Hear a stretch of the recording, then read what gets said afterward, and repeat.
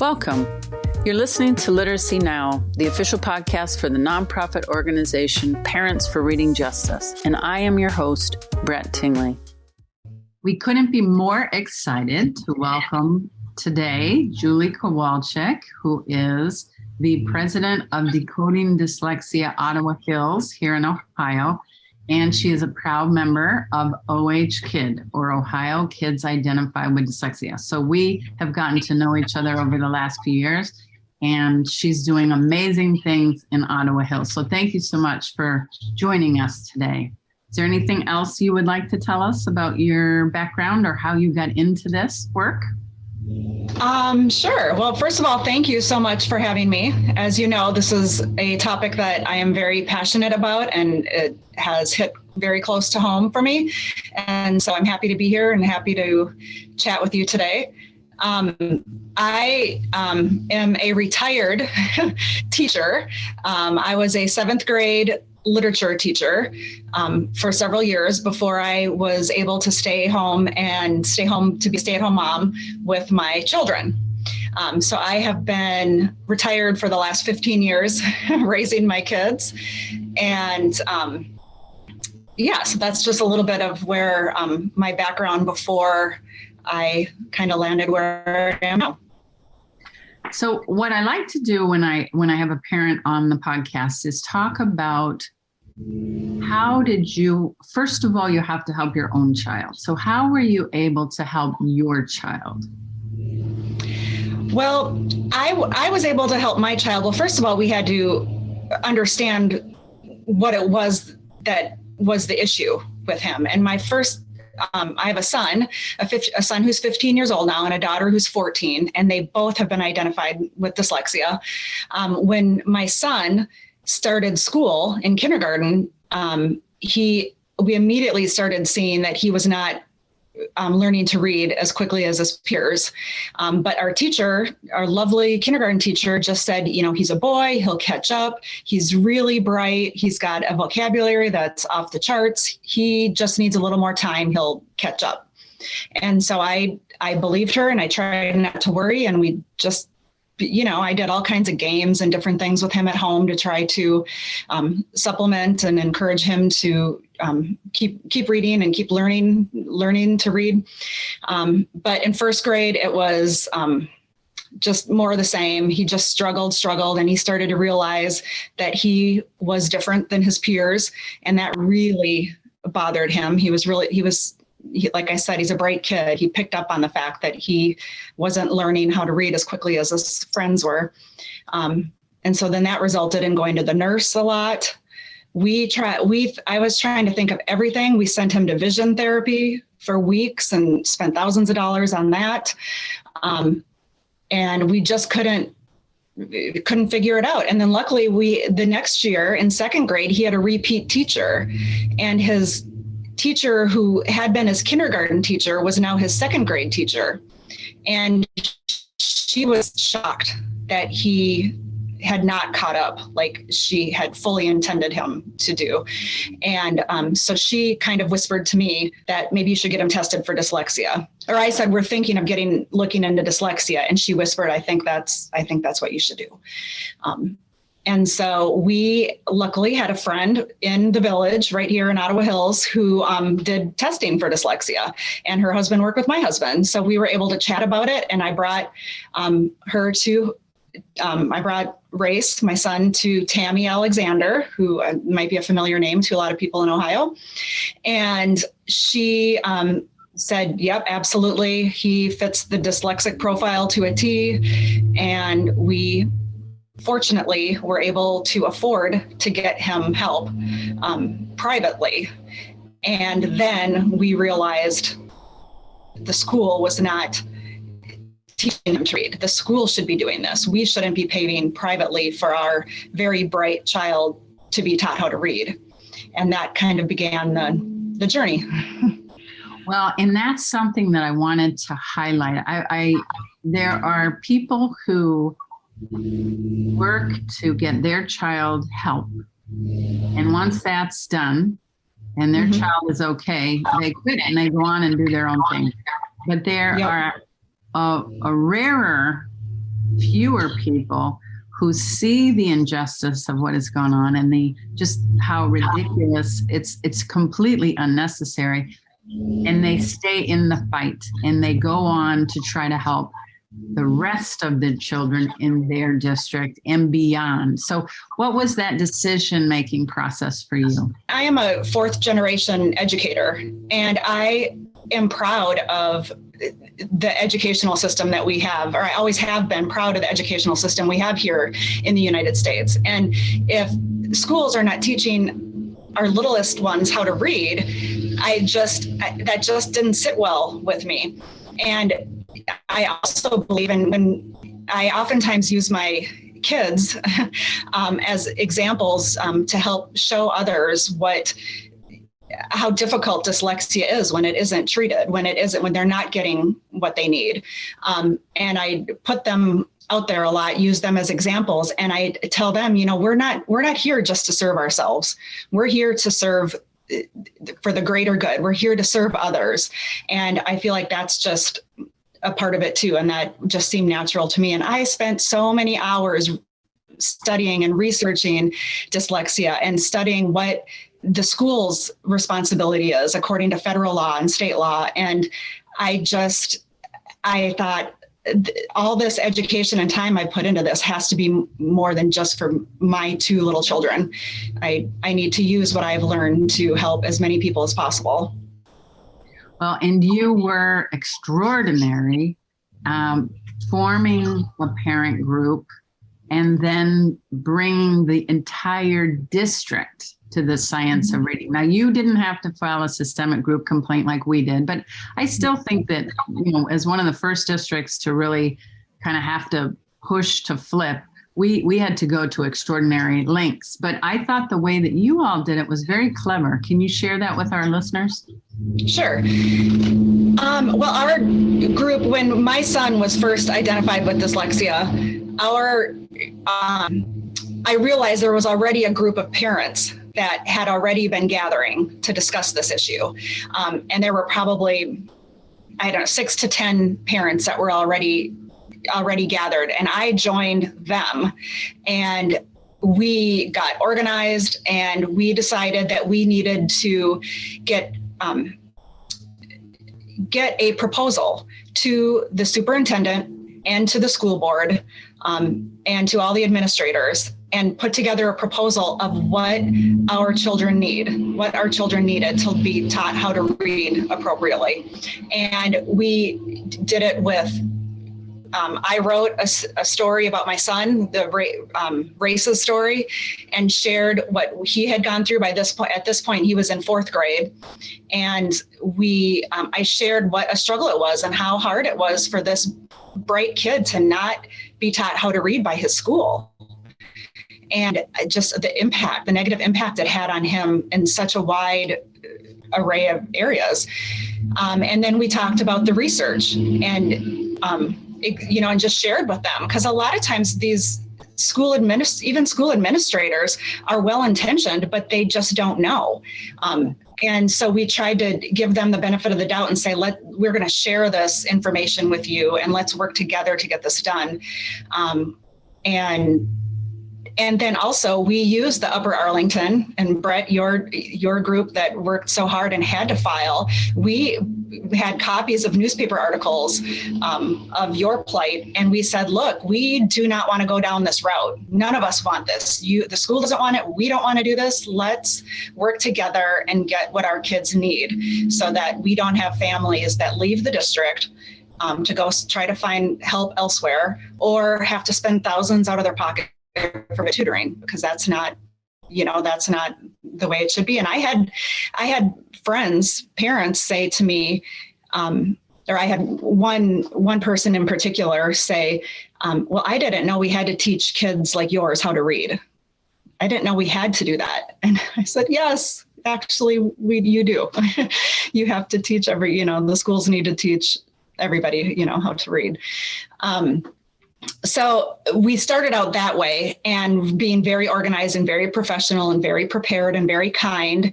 And unfortunately, we had quite a bit of pushback when it was really time to implement what we were what we were asking for. And the pushback was really unfortunate and ugly and painful. And it was easily the hardest time in my life going through that. But thankfully, what happened was our group decided to just start a letter writing campaign. Basically, I wrote so many letters to the school board. We realized we needed to get the school board involved.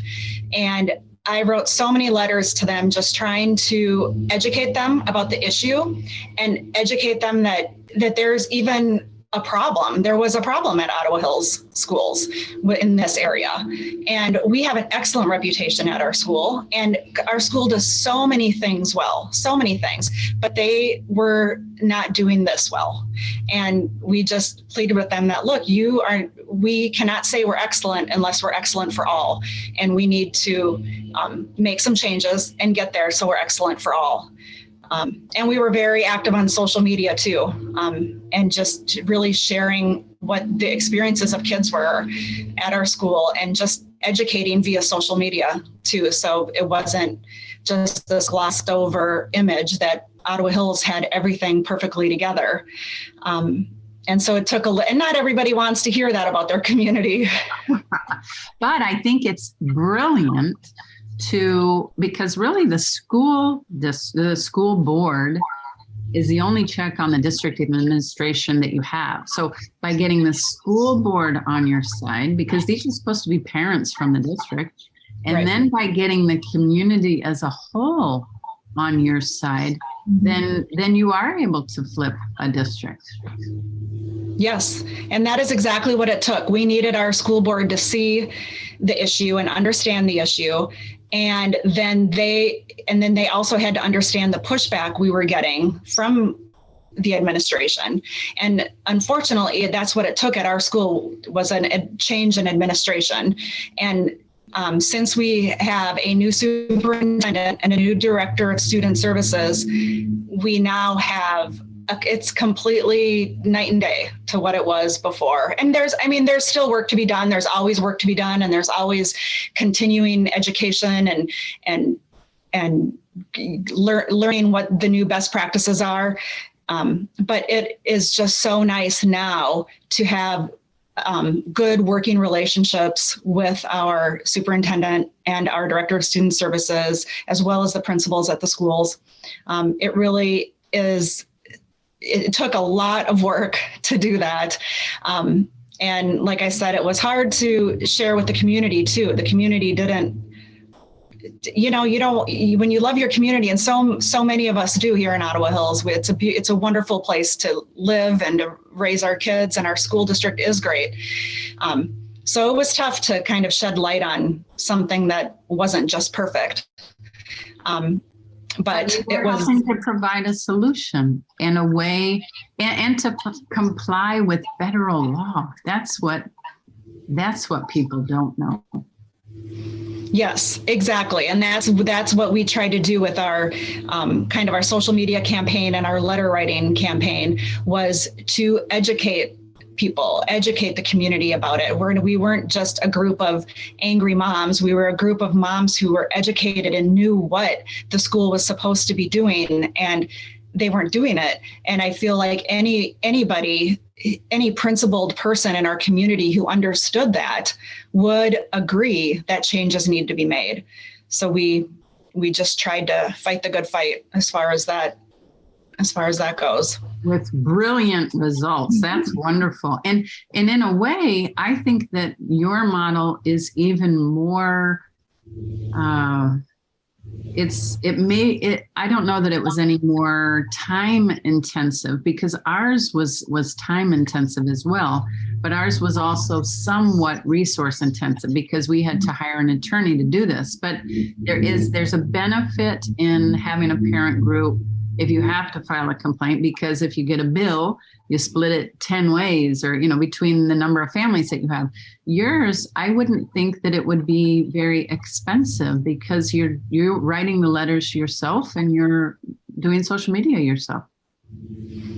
Yes, that is 100% correct. It was not expensive, other than the expense on our time. I mean, it was time, but yeah, no, it did not.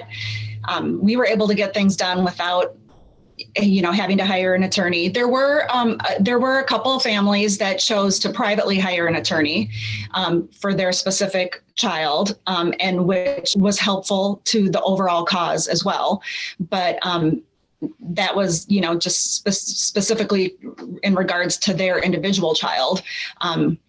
But yes, I mean, it was just labor intensive as far as the time. And I thank God every day that I was in a position that I had that time and I had the impetus and I really enjoy writing. In fact, that's what I thought I was going to do when my children were in school full time. I thought I was going to finally write my book. And instead I was writing letters to the school board and writing social media posts and using something that I enjoy, I guess, in that way. But it was not easy. It was really hard on our family throughout this time. But it was worth it. Parents for Reading Justice is a nonprofit grassroots movement dedicated to ensuring every child learns to read by engaging parents and educators in adopting the science of teaching reading. Please watch our award-winning film, Our Dyslexic Children, take our master class, and to ensure all our services remain free of charge, please consider making a donation today, all at parentsforreadingjustice.org. The thing that I think is so important is that you help your child, and then you help all the kids in the district now and those in the future. Mm-hmm. I mean, the effect of that time and energy, that short period of intense energy, just changes the trajectory of thousands of children's lives and families, because it affects family. Yeah. Yes, I couldn't agree more. I mean, it was when our children started to get what they needed at school, it changed everything for them. It changed so much of how they saw themselves. And, a child doesn't want to go to 7 hours of school and then not be able to go to gymnastics because they have to go to private tutoring to learn how to read, to learn how to do something that they should have been taught during that 7 hours. So when our kids got their lives back a little bit with being able to do their sports and their extracurricular activities, they got to be themselves again, where they were just, it was really hard on them emotionally. I mean, I remember my daughter saying in third grade, I know I'm a clump of nothing because I can't read. And it just broke my heart. I mean, I told her, I said, honey, just the fact that you use those words to choose to describe your feelings shows me you're not a clump of nothing. I mean, you look at you have a great vocabulary. You can express yourself so well, but you need to understand that's not true. You are so bright and you're just struggling to learn to read. But a third grader should not think they are a clump of nothing for not knowing how to read.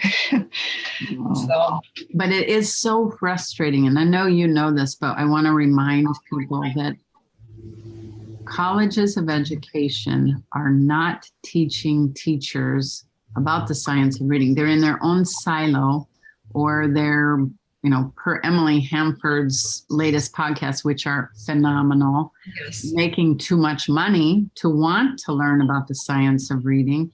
And so the teachers who are in our children's classrooms, very few of them know about dyslexia or struggling readers, or what the most efficient way to teach a child to read actually is. And so the teacher, at first we thought, they are deliberately withholding services because they are mean, horrible people, when in fact, they had no idea. And they are being robbed by colleges of education, just like we are. Our kids weren't learning to read, and they didn't know how to teach reading. So in a way, you can join forces with the teachers and the administration, once you realize that and get them on the same page, it can be an historic collaboration with your district. Yes, we had that experience with our teachers at our school. Our teachers wanted to work so hard with our kids, but they just at that time did not know how to help them. But they truly had the best interest of our kids at heart. I believe that wholeheartedly. And they like you said, I didn't learn about that. I was a seventh grade literature teacher, and I have so many kids now that I think of that I wish I would have known back then. And I would have been able to approach those students so differently. But I didn't know. I didn't know. Well, I do think that puts you in a really interesting position to be the parent of a dyslexic child trying to access services, having been a former teacher. So you could have the empathy right away and have the credibility to go to your district and say, I didn't learn it either. There's no shame. When we know better, we do better. That's amazing. I hadn't thought of that. That's very interesting. Well, I couldn't believe it when my kids weren't learning how to read, because reading came so easily for me. And I loved reading. And I mean, so much so that I became a literature teacher. And so when my kids were struggling to read and I heard that dyslexia was hereditary, I thought, or oftentimes has a hereditary component. I thought, no way, I'm not, and then my husband was like, well, let me tell you about me. Let me tell you about my struggles in school and my brother's struggle and my father's struggle. So we definitely, I'm in a household with several dyslexics. Thinkers, outside the box thinkers. Yes, exactly. And that's one thing that we have the benefit of with telling our children. My husband lived his entire life wanting to be a college basketball coach. That's what he wanted to do.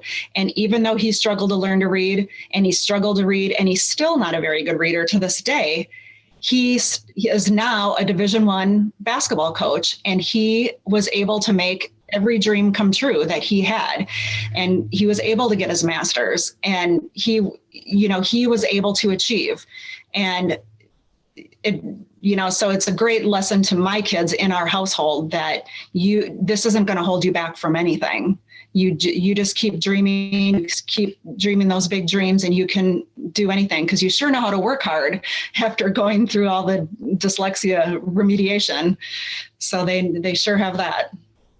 Well, and that is one of the things that Emily Hemford's work, and just being in this kind of universe, there was for her this latest podcast, the 6th series one.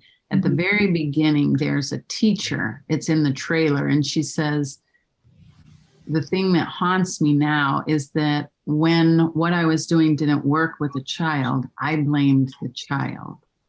And that just is chilling. Yep. Because you think of the psychological damage. Number one, you're a little kid trying as hard as you can to learn to read, and what they're doing is not working. And then they tell you, you're not working hard enough, or you need to pay attention, or you should have read more. It's horrible, because as you just said, dyslexic children are working as hard as they can.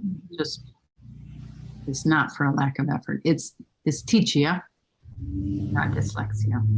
Yep. Yes. I remember I read somewhere in all my reading about dyslexia, someone wrote, nobody doesn't want to learn how to read.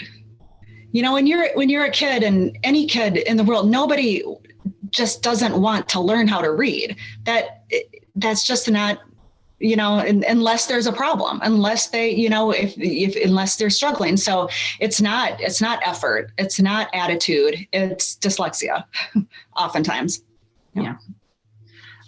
We touched on it a little bit, but you were saying, and one of the things that we are really proud of that we're doing now. So we formed the parent group, we flipped our district to the science of reading, and then we meet with them on a quarterly basis through something called the Dyslexia Task Force. So we take the leadership team from UA Kid and we meet with the leadership team of the district. And every year, every quarter, so we'll meet 3 times a year.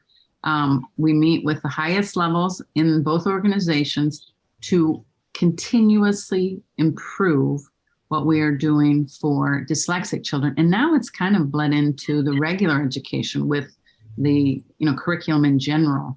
Are you all working with your district on an ongoing basis now?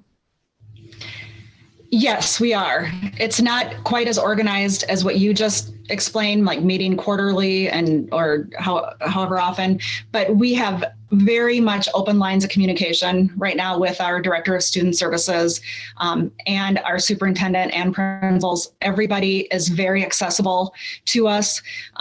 Last year, with our meetings, well, it wasn't actually, things changed a little bit during the COVID years, but and now we're just getting back on track with that. But we usually have administrators come to our Decoding Dyslexia Ottawa Hills meetings at least twice a year to just touch base and have an open forum for discussion with the administrators. And that's always been wonderful we invite them to come and they come, and it's really wonderful and eye-opening, and we have time to work together. We also, the director of student services and I will just chat every now and then. If an issue comes up, she knows she can call me anytime if she's hearing anything or it has any concerns, and I can call her anytime that I'm having concerns. And then also, I personally, on behalf of DDOH, like to go to the school board meetings and do a little update just to keep them continually informed, and then also just continually inspired to continue to pass funding for anything that has to do with the science of reading. And in fact, just last week, I was there giving an update on our Dyslexia Awareness Month activities that we had done as a group, and just to share with the school board to keep them knowledgeable about what's going on with our group too. So yes, I think that's very important. And I actually, Brett, I like that idea of having a quarterly, or that's really smart to have, to continue to do that on more of an official basis rather than it's a little more whimsy with us right now. Well, and we set it up during the summer. We get something in October, January, and then April, sometime before school gets out. And right now we're putting together a comprehensive professional development plan for the entire district for the science of reading. There are certain people who need really deep knowledge, and then there are other people who just need to be remotely familiar with it so that, they know what some of the vocabulary is. But that, since science is changing and we're learning new things and people are doing and continuing research, we need to continuously improve the craft for all our kids. And we, even though we meet 3 times a year, we could meet more often. In fact, I would love to meet more often, but there's just so much coming at teachers. And now we have the relationship where we understand, it's more collaborative. So I think when you're meeting with them, you are making these issues move up on the priority list because there's so many other things. You have to go over the agenda. We put it together. We both work on the agenda, and then we all work through it. And then we have different tasks that come out of it, and then we report back the next month. So we are making progress. And even if your district's doing well, I think it is beneficial for parents to be engaged in that way.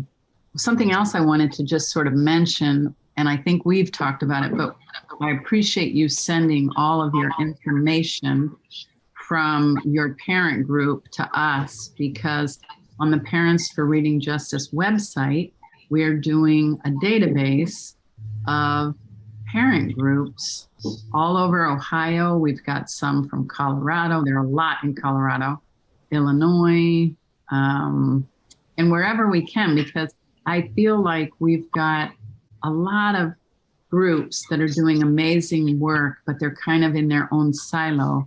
And by pulling all this information together in one place, we can collaborate and share with one another. So you may be contacted by some fellow people. And I drop your example all the time because I think the way that you did it, again, without a lot of monetary resources being used, financial resources, it's a great way for a parent group that might not have a lot of money to be able to make really significant change. Yes, I couldn't agree with that more. I really believe just educating people about the issue is so important. And then also to do it in a very professional and respectful and kind way. We never put anything on social media that was in an attack mode. It was always in either an educational mode, we're just trying to inform you and educate you of this, or the heartstrings, or trying to tug on the heartstrings, because I believe that's what we needed. And we said, or I always would say, we need, if we have principled minds and warmer hearts about this topic, that's what we needed in our district for change to be made. We just, and it was both. It's the head and the heart that needs to change when it comes to something like this with our kids. But I mean, education, it's got to start there. And that's what we have to do. And to do it with kindness. And so you're not just written off as the angry parent. And that's so easy to do, we all say we're mama bears, but everybody's kind of scared of a bear. And I didn't want people to be scared of me. I wanted just to educate and realize this is what we need to do for our kids. Our kids are our greatest resource, and we need to give them every opportunity to succeed. And it worked for us here. And I think it's a great idea to have a forum where people can get together and share about what worked in their district to help, so other people don't have to go through what our group went through, and what your group went through. And don't need to reinvent the wheel, can learn from our successes and learn from our failures too, where spots where we went wrong. No, I think, parents talking and communicating is so important. And I think, again, your example of, I think Lincoln talked about appealing to your better angels or something, somehow that you were appealing to the goodness in people. And that really did move them. Let me ask you, how long did it take for the social media and letter writing campaign? How long would you say it took for you writing letters and doing this kind of intensive work, roughly? A year or 2 years, or?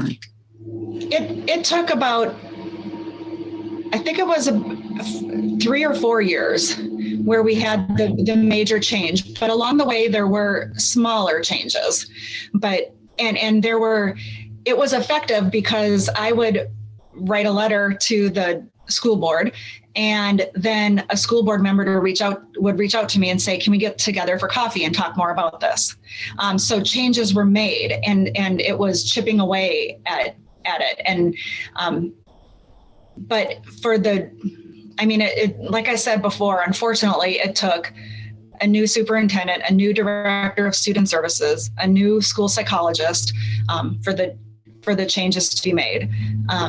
And that's unfortunate, but that's what it took. And having that change was about a 4-year process, from when I started. And I don't know, there were parents that came before me that had been in the play for 2 years prior, or were struggling with their kids trying to make changes, but didn't know how. So, it took a long time. It certainly didn't start when my kid was identified. It started before that. But then we got organized and came up with a plan of attack. Well, and that's what I would say. So there were individuals who took individual stabs at our district over decades. But once we organized in a very business-like professional manner with a mission and objectives and officers and met regularly and really were strategic about what we did, then it took about a year. So I would think that probably it wasn't 3 to 4 years. It might have been less once you guys really focused in. And what you said earlier about you and I are both very happy to share, I'll give anybody our mission and objectives. And, I'm sure that if you don't mind, you would talk to somebody about how to create that social media campaign or, at least give them some ideas. And so people don't have to start from scratch alone. But the parent group, that is what is the critical element that changes everything. Yes, I agree. There's just power in numbers and especially well-educated numbers, when you know what you're talking about and and you do it, like you said, in a professional way, that's when you're most effective. Definitely. Now that you have had success and that your parent group has made change, kids are benefiting, have you found it difficult to maintain the membership in your parent organization? Yes, very much so. How do you? Very much so. Yeah, it is hard. You're kind of a victim of your own success, but what ways have you found to be successful in keeping people interested and active? Well, I've found that in our group meetings, like we have parent chats once a month, and we don't invite any school personnel whatsoever. It's just parents so that everybody is free to chat. And we used to have meetings of 25 parents there or 30 parents. And I think at our last meeting, we had 6 parents, which is fine. And then we got to spend more time talking about each individual child, which is wonderful. But we a lot of times, like I say, I'll have 6 people that come to our parent chat meeting, but over the month, I will have 12 parents call me with an issue or a question or can you look at my kid's IEP, or what do you think of this test result, or I'm having this issue, what should we do? And so, but I definitely feel like that, like you said, now that our children are getting the services they need at school, to keep pushing for continued growth, and just to continued advancement. And I don't have an answer for, to be honest, I don't know if we're doing it particularly well, keeping people coming back. But when we have events, like during Dyslexia Awareness Month, we just had an event, How the Brain Learns to Read. And we had about 45 parents come to that. So that was, we consider that a success. So now we're thinking about ways of doing more of a community outreach and ways we can educate the community and not necessarily just parents with kids with dyslexia. Well, and one of the things that we've done is sort of open it up to just parents of struggling readers, because there are a lot of kids who benefit from the science of reading who are not dyslexic, who just are curriculum casualties because they're not getting what they need in the regular ed tier 1. But that's interesting that you do something every single month that it provides parents an opportunity to kind of talk. I do think that's interesting. Maybe we should do that. We do it probably every other month or maybe every 3rd month. But one of the things I thought was very interesting, we just interviewed the Student Services Director at Upper Arlington, Dr. Kevin Gorman, and he said, because he was on the Dyslexia Task Force where we meet with the UA kid and the district quarterly, and he's just retired, but when we were working together, he said that parents provide the historical background that is really very valuable, because in the administration, the district leadership stay for a couple of years and they move. They go to a different position or they go out of the district or they, and so I hadn't thought of that, but that is important. And parents really are a critical link over time because they're actually much more stable in many cases, really in all cases, with the district administration. Yeah, that is very true. Yep. Yeah. Teachers and administrators oftentimes come and go. But oftentimes families are, they're K through 12 and have a bit of a history. And in our situation, in our school district, we have so many families that grew up here and then moved back here because they wanted to raise their kids in Ottawa Hills and in the Ottawa Hills schools. And so talk about history and of the school, of what the district has been like over the years. We have a lot of families that are multi-generational here. Mm-hmm. So it's even more important that we stay engaged. So thank you for your service. You're welcome. Thank you for your service. You are an inspiration to all of us. You really were. And the people at, you mentioned Kevin Gorman. Am I saying his name right? Yes. Dr. Kevin Gorman, yep. He chatted with me years ago when we were just starting with this struggle. And I was like, you know what, I'm just going to call him and see what he has to say. And he was very generous with his time and his thoughts and giving us great advice to move forward. Well, and two of the things that I thought were really interesting that he said were he thinks of the children as his customer. And oftentimes when you talk to the district administration, they will say that their customer is the teacher, but it's the student. And he was very much in that way of thinking when he came originally. He also, how parents are desperate to do this in a preventative manner. He was talking about doing the CTOP for all kindergartners. It was kind of cutting edge. But he said we were looking for children who might struggle. We were trying to help them before they struggled. So many people think, oh, we're going to get too many kids. We're going to have too many kids. We're going to have to work.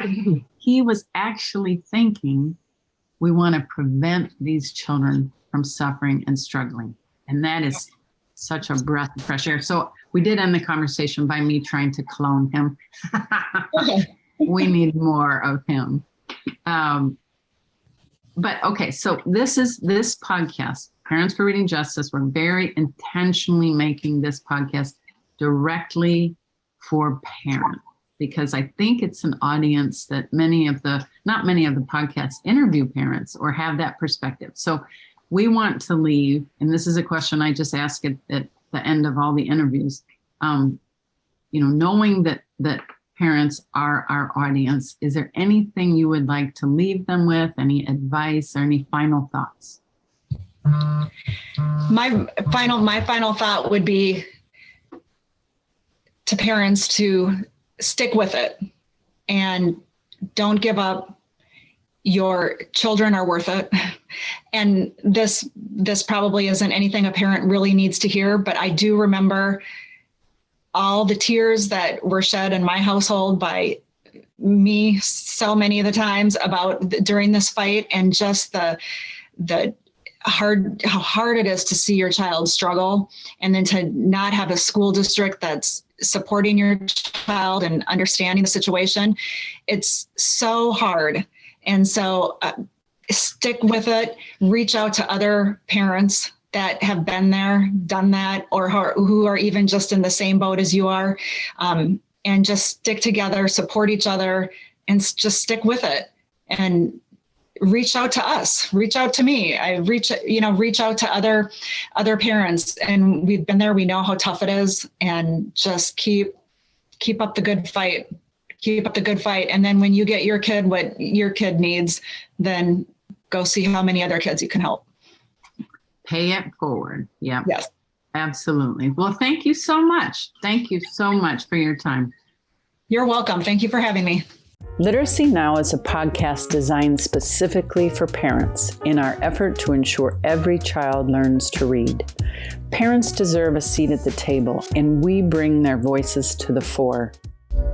We invite you to join the Parents for Reading Justice community on all of our socials, and make sure to visit our website to watch our documentary and to take our masterclass. All of our content is free of charge because every child deserves to learn to read. This episode was brought to you by parentsforreadingjustice.org, produced by Brett Tingley and Kita Mascaro.